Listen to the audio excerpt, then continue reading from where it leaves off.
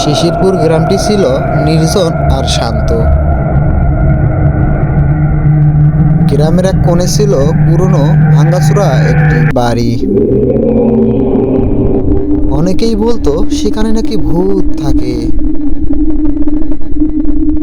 কিন্তু কেউ কখনো সেখানকার রহস্য জানার দুঃসাহস করেনি।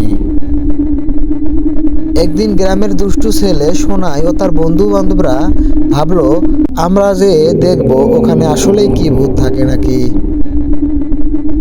তারা ঠিক করলো রাতেই ওই বাড়িতে যাবে আর দেখবে আসলে ওই বাড়িতে কোনো রহস্যময় জিনিস আছে কিনা।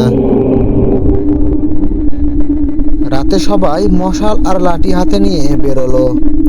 বাড়িতে পৌঁছানোর পর দেখলো ভেতরটা খুবই অন্ধকার এবং শুনশান।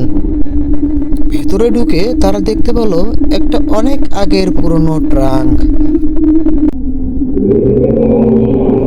হঠাৎ একটি জানালা খুলে গেল আর সোনাই ভয়ে লাফিয়ে উঠল, কিন্তু বন্ধুদের সাহস দেখে সে নিজেকে সামলিয়ে নিল। সবাই ট্রাঙ্কটি খুলতে লাগলো।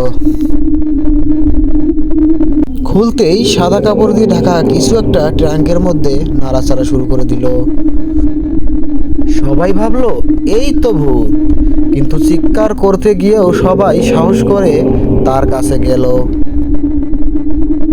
কাপড় সরাতেই দেখলো একটা ছোট্ট বিড়াল ছানা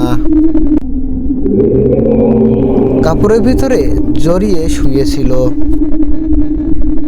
তারা বুঝলো এই বিড়ালই এতদিন শব্দ করে সবাইকে ভয় দেখাতো। তারা বিড়াল ছানাটিকে নিয়ে গ্রামে ফিরলো।